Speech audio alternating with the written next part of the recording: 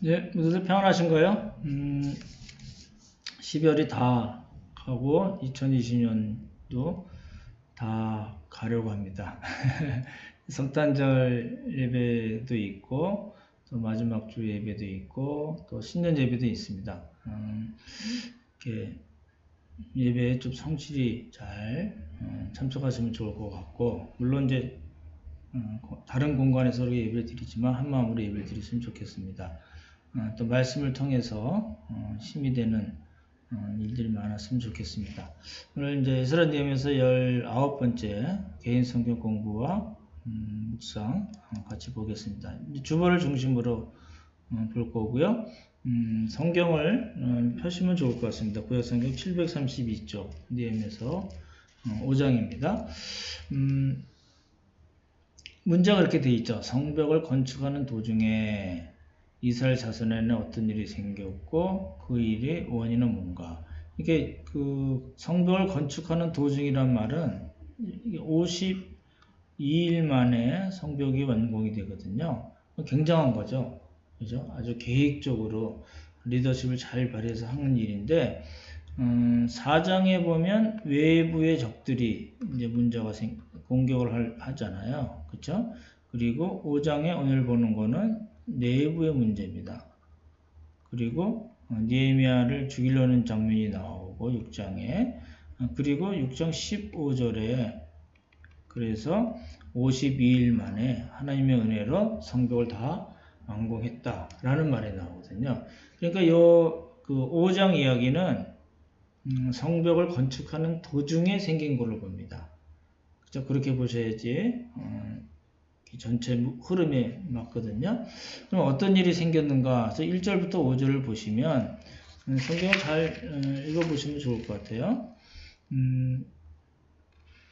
이제 원망하는 일이 생겼어요.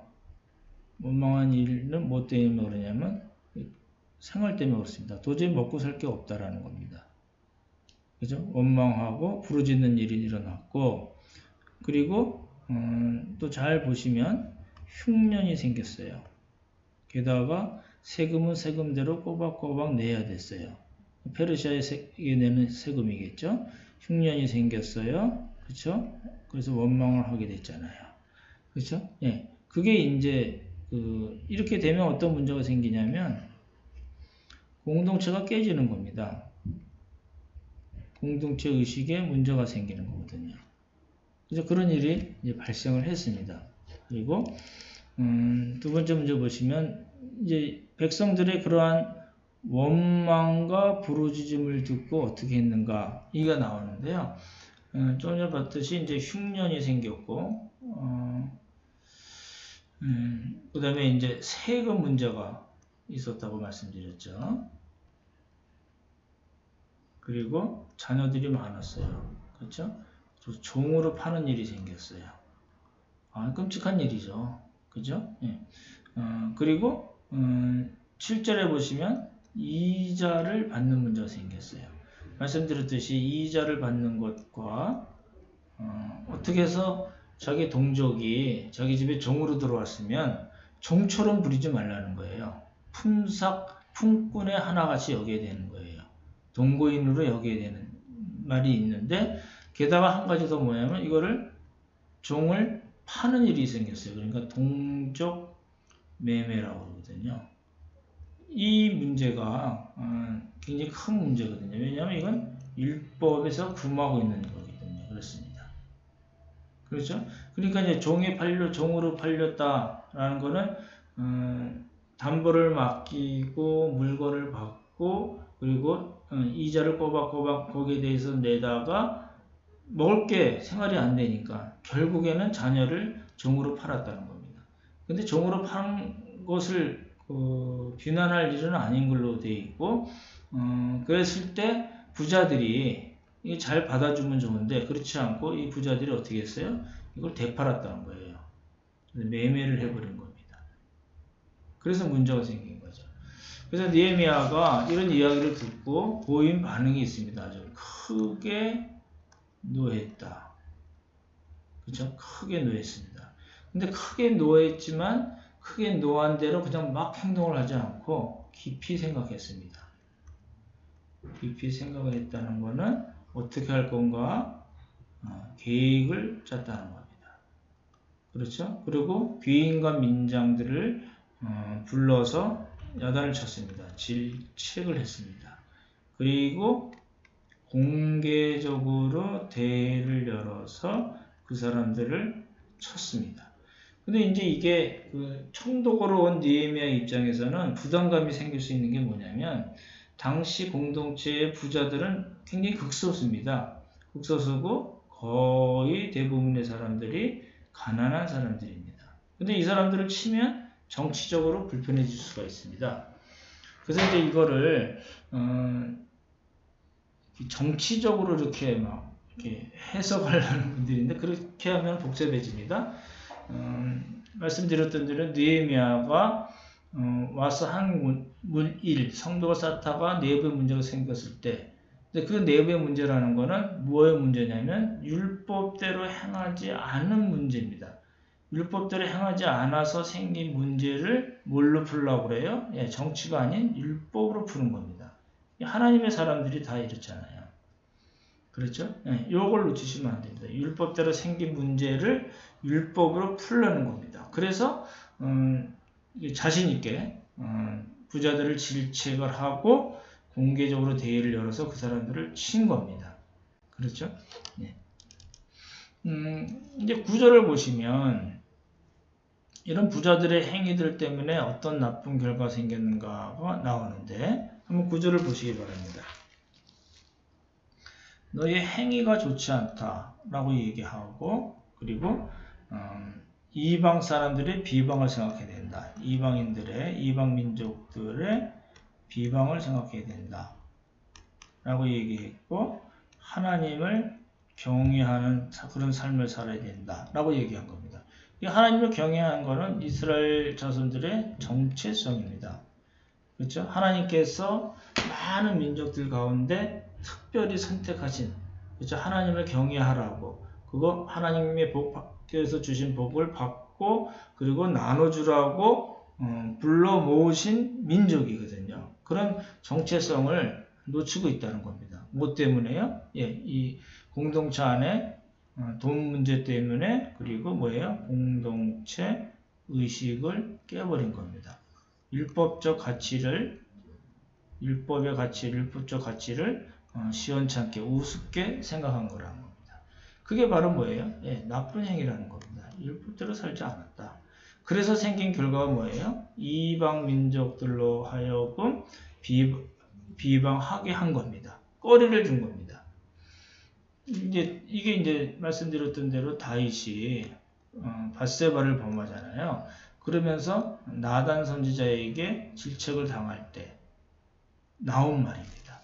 여호와의 원수 그렇게 나오거든요. 여호와의 원수들이 비방할 거리를 제공했다. 누가요? 예, 다윗 당신이. 그래서 요대 여호와의 원수라는 거는 이방 민족을 가리키는 거거든요. 단순히 사탄 그건 이제 구체적으로 따지고 들어가면 그렇지만 그 전에 눈에 보이는 이방 민족들 많았잖아요. 그렇죠? 그 민족들이 야, 저 다윗 별거 아니네.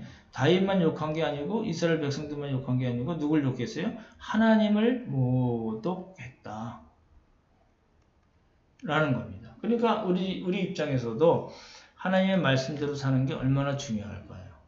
그렇죠? 네, 잘 생각하시면 좋을 것 같습니다. 그리고 나서 이제 느헤미야가 구체적으로 제안을 한 거죠. 그렇죠? 네. 부동산 오늘이라도 당장 돌려줘라. 동산 100분의 1 나오잖아요. 100분의 1은 연 1%거든요. 예. 이거 월 1%니까 연 12%겠죠. 이거 돌려줘야지 그 사람들 먹고 살지 않느냐. 먹을 걸 줘야 된다. 먹을 걸 해결해라. 라는 겁니다.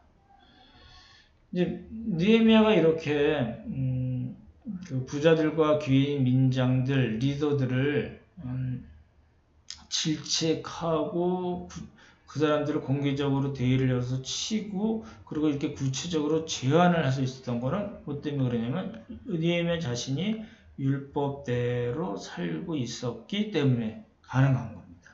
만약에 느헤미야도 그렇지 않으면서 느헤미야도 가난한 사람들에게 돈을 꿔줬거든요. 근데 이자는 안 받았어요. 그러니까 율법대로 행하지 않으면서 이렇게 얘기하면 더 큰 반발에 부딪히고 공동체가 더 복잡해지겠죠. 문제는 해결되지 않고. 근데 느헤미야는 율법대로 행하고 있었던 사람이었기 때문에 그 사람들을 꾸짖고 대의를 열어서 치고, 그렇죠? 그리고 구체적인 제안까지 할 수 있었다는 겁니다. 그렇죠? 그렇게 되어 있습니다.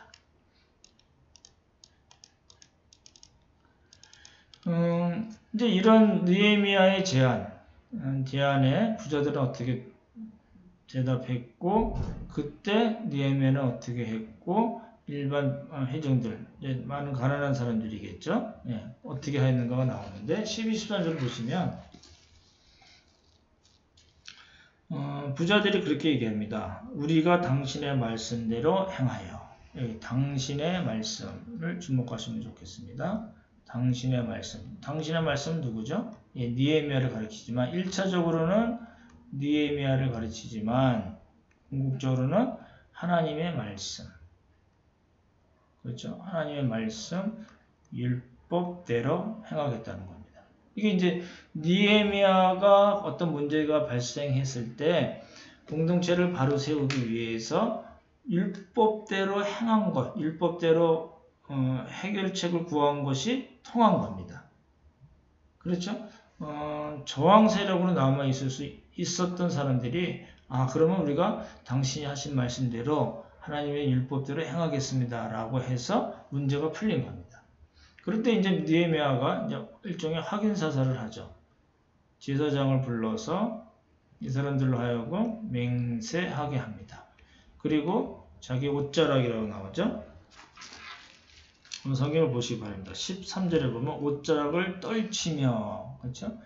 일종의 이제 앞에 있는 공사할 때 앞에 넣는 그런 앞치마 같은 건데 떨치면 이제 거기 묻었던 거 다 떨어져 나갈 거 아니에요. 만약에 당신들이 맹세한 대로 행하지 않으면 내가 이 옷자락을 떨쳐서 먼지를 다 떨어내버린 것 같이 하나님께서 당신들을 떨어내버리실 것이다. 하나님께서 당신들을 빈손으로 만드실 것이다. 라고 얘기합니다. 그래서 이제 행할 거를 명확하게 다시 한번 확인하는 방법이겠죠.